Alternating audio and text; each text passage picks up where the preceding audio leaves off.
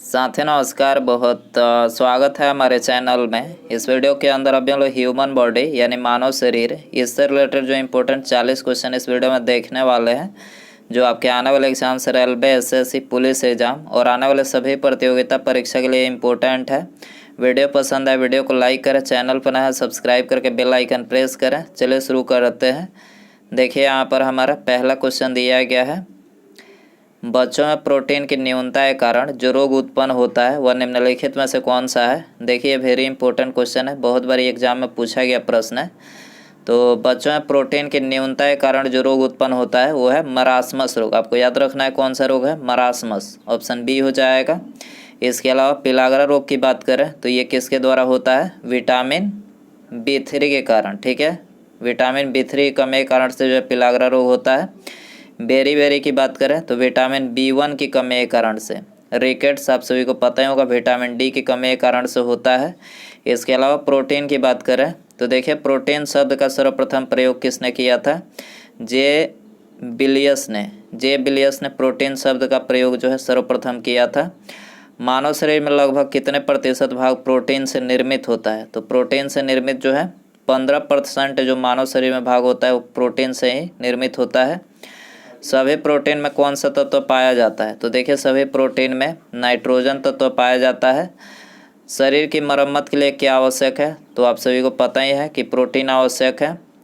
Protein के महत्वपूर्ण कार्य क्या है, तो देखिए इसके जो महत्वपूर्ण कार्य है, कोशिकाओं, जीव द्रव्य एवं ऊतकों का निर्माण, संवहन में सहायक, अनुवांशिकी, लक्षणों के विकास का नियंत्रण आदि जो है ये प्रोटीन के महत्वपूर्ण कार्य हैं।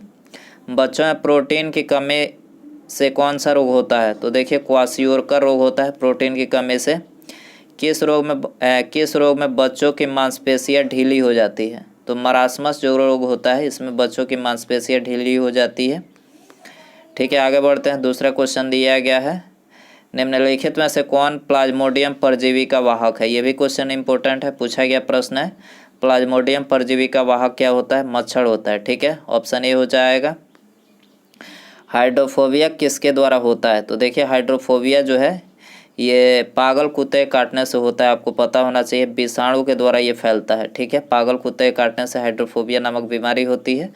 बी हो जाएगा। आगे बढ़ते हैं। चौथा क्वेश्चन दिया गया है, निम्न में से कौन सा रोग जीवाणु के द्वारा नहीं होता है, तो देखिए जीवाणु के द्वारा जो है यहाँ पर एड्स नहीं होता है। एड्स किसके द्वारा होता है, विषाणु यानी वायरस के द्वारा होता है। डिप्थीरिया, हैजा, काले खांसी, तीनों जो जीवाणु के द्वारा होने वाला रोग है, याद रखना है।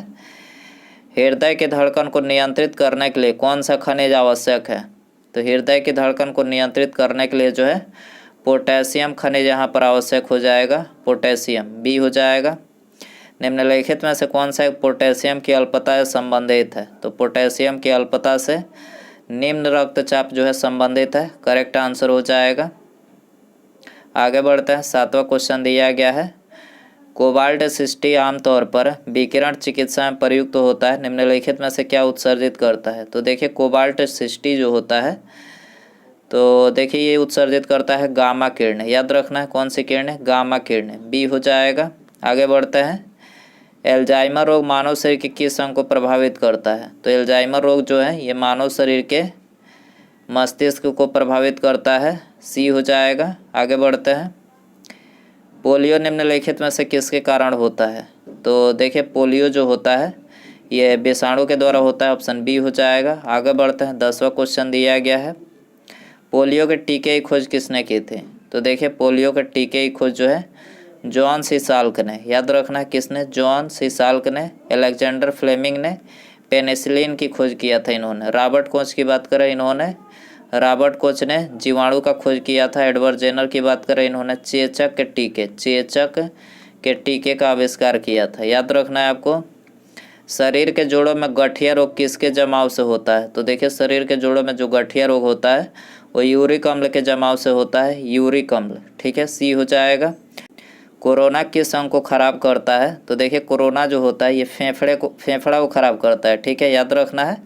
कोरोना वायरस सबसे पहले जो है फेफड़े को प्रभावित करता है, लेकिन यह किडनी, लीवर, हृदय और रक्त वाहिनियों को भी प्रभावित कर सकता है। कोरोना संक्रमण पश्चात कई मरीजों में नसों में सुन्नपन, अवसाद, भूलने की बीमारी जैसे लक्षण देखे गए हैं, जो यह दर्शाता है कि कोरोना वायरस ब्रेन एवं तंत्रिका तंत्र को भी प्रभावित कर सकता है। तो आपको याद रखना है। आगे बढ़ते हैं। 13वां क्वेश्चन दिया गया है, निम्नलिखित में से कौन सा रोग प्रोटोजोआ के द्वारा होता है। तो देखिए प्रोटोजोआ के द्वारा जो रोग होता है वो है मलेरिया रोग।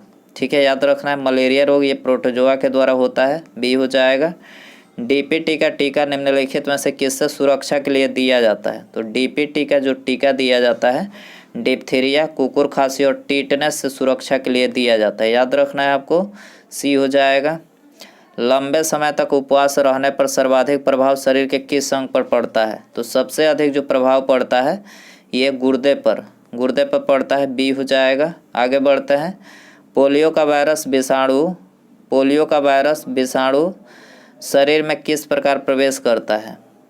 तो देखिए पोलियो का वायरस यानी जो विषाणु होता है तो ये शरीर में दूषित भोजन तथा जल से प्रवेश करता है। बी हो जाएगा। आगे बढ़ते हैं। निम्नलिखित में से कौन सा रोग कीट के काटने से होता है। तो देखिए कीट के काटने से जो रोग उत्पन्न होता है वो है डेंगू ऑप्शन बी हो जाएगा। ठीक है, आगे बढ़ते हैं। 18वां क्वेश्चन दिया गया है, ब्रेन की बीमारी की जांच किसके द्वारा किया जाता है। तो देखिए ब्रेन की बीमारी का जो जांच किया जाता है ईईजी के द्वारा किया जाता है। इसके अलावा हृदय की बीमारी की जांच पूछा जाए तो हृदय की बीमारी की जो जांच ईसीजी के द्वारा ईसीजी के द्वारा हृदय और ब्रेन जो है ईईजी के द्वारा। ठीक है, याद रखना है। हृदय के द्वारा प्रति मिनट कितना लीटर जो है रक्त पंप किया जाता है। तो हृदय के द्वारा 4.5 लीटर प्रति मिनट जो है रक्त पंप किया जाता है। सी हो जाएगा। मलेरिया से प्रभावित होने वाला अंग कौन सा है। तो देखिए मलेरिया से जो अंग प्रभावित होता है वो है पलीहा। ठीक है, ऑप्शन सी हो जाएगा। निम्नलिखित में से कौन सा रोग कवक जनित रोग है। तो देखिए कवक जनित जो रोग है वो है गंजापन। ठीक है, ये कवक जनित रोग है। बी हो जाएगा। रक्त में निम्नलिखित में से किसकी अधिकता से ब्लू बेबी सिंड्रोम नामक बीमारी होती है। तो देखिए ब्लू बेबी नामक सिंड्रोम जो बीमारी होती है वो नाइट्रेट की अधिकता से होती है। नाइट्रेट। सी हो जाएगा। ट्यूमर की पहचान हेतु प्रयुक्त रेडियोधर्मी समस्थानिक है। ट्यूमर की पहचान हेतु प्रयुक्त रेडियोधर्मिक समस्थानिक है तो यह है कोबाल्ट 60। ठीक है, ऑप्शन सी हो जाएगा। आगे बढ़ते हैं। रक्त कैंसर यानी ल्यूकीमिया बीमारी की रोकथाम के लिए प्रयोग किया जाने वाला रेडियो समस्थानिक कौन सा है। तो रेडियो समस्थानिक है कोबाल्ट 60। बी हो जाएगा। आगे बढ़ते हैं। 25वां क्वेश्चन दिया गया है, डेंगू एक बुखार है जो उत्पन्न होता है तथा दूसरे मनुष्यों में पहुंचता है। तो देखिए वायरस और मादा एंडेज मच्छर के काटने से पहुंचता है। करेक्ट आंसर ये हो जाएगा। डेंगू बुखार में मानव शरीर में किसकी कमी हो जाती है। तो देखिए डेंगू बुखार में मानव शरीर में प्लेटलेट्स की कमी हो जाती है। ऑप्शन बी हो जाएगा। सिलिकासिस निम्नलिखित में से क्या है। तो देखिए सिलिकासिस जो है ये फेफड़े संबंधित बीमारी है। क्या है? फेफड़े संबंधित बीमारी। सी हो जाएगा। निम्नलिखित में से कौन संक्रमित मच्छर के काटने से नहीं होता है। तो संक्रमित मच्छर के काटने से यहाँ पर प्लेग जो है ये नहीं होता है। करेक्ट आंसर हो जाएगा ये। और पित्त ज्वर मलेरिया डेंगू तीनों जो है ये संक्रमित मच्छर के काटने से होता है। मानव शरीर में लोहे की कमी से कौन सा रोग होता है। तो लोहे की कमी से जो रोग उत्पन्न होता है वो है रक्तहीनता। ठीक है, रक्तहीनता रोग उत्पन्न होता है। इसके अलावा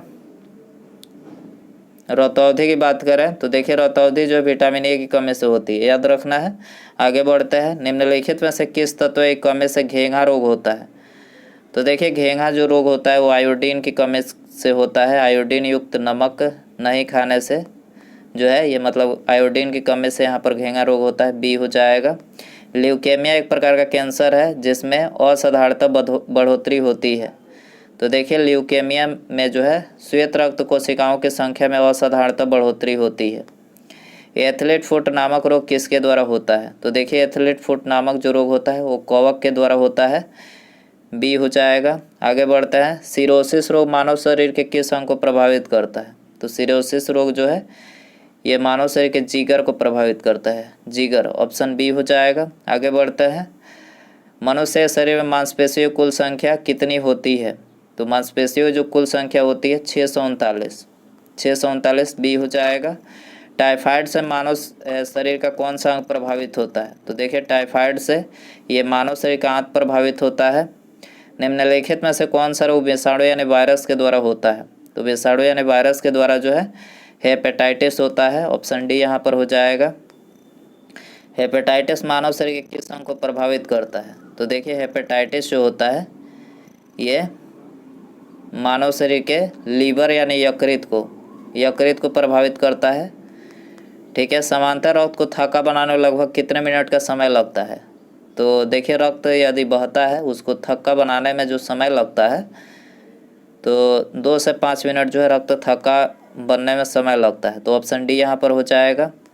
उसके बाद यहाँ पर अगला क्वेश्चन है, ये आप सभी के लिए है, इसका आंसर कमेंट में बताना है। टीटनस रोग के कारण मनुष्य का कौन सा अंग प्रभावित होता है? तो टीटनस रोग के कारण कौन सा अंग प्रभावित होता है? ऑप्शन है तंत्रिका तंत्र, आंत, श्वास नली या फिर फेफड़ा। सही आंसर कमेंट बॉक्स में ज़रूर बताएं।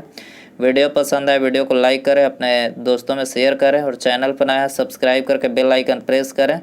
ठीक है, मिलते हैं अगले वीडियो में। नमस्कार, जय हिंद, जय भारत।